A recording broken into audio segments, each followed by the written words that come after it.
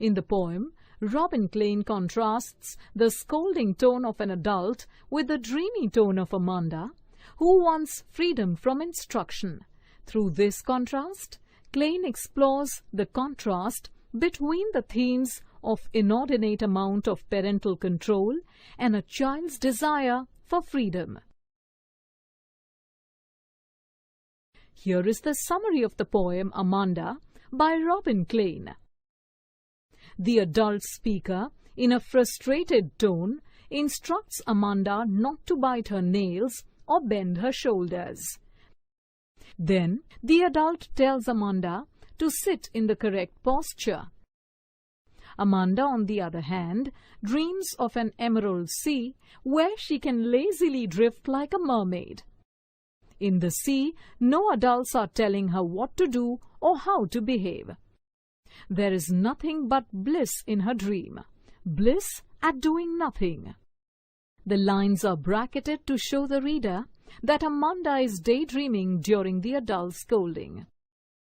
The adult speaker returns in the next stanza, where she sharply questions Amanda on whether she has finished her homework or cleaned her room or her shoes.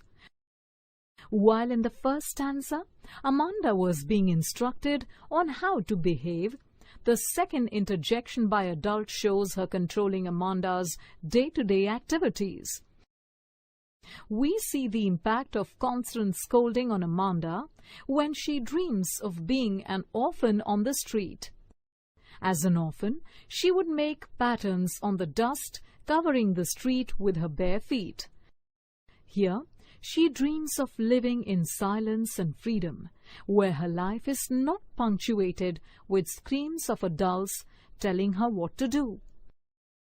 The adult returns in the next stanza by forbidding Amanda to eat chocolate because it will only add more pimples to her face. The adult is also angered by Amanda's daydreaming and tells her sharply to pay attention when the adult is talking to her. Amanda now dreams of becoming Rapunzel.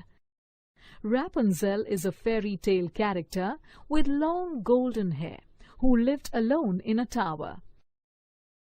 In the story, Rapunzel threw her hair down from the tower window so a prince could climb up her hair, come into the tower and rescue her.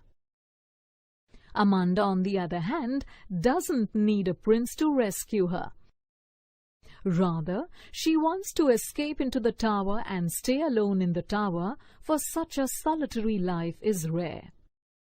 The poem concludes with sharp words from the adult about Amanda's moodiness, which might give the wrong impression to outsiders.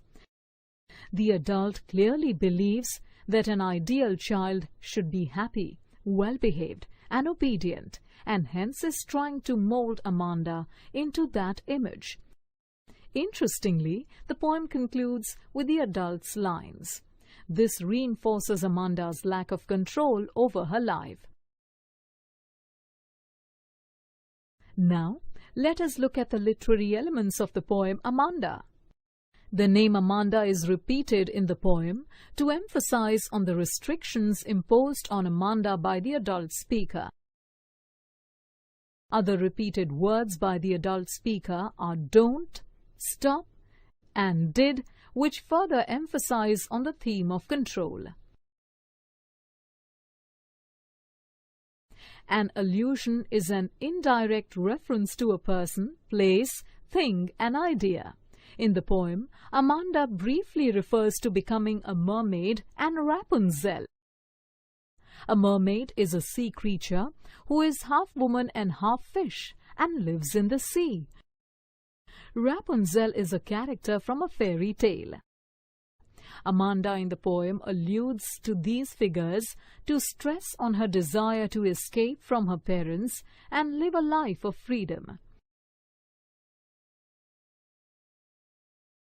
The poem contains alliterative words to enhance the rhyme of the poem. In the poem, stop that slouching and sit up straight and stop that sulking are examples of alliteration. Don't bite your nails, Amanda.